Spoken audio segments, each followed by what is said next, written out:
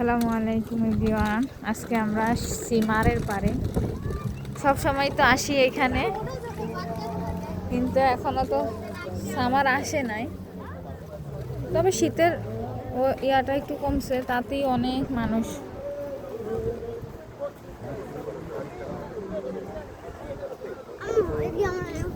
No no, এদিকে দেখছো না কালকে কি হয়েছে?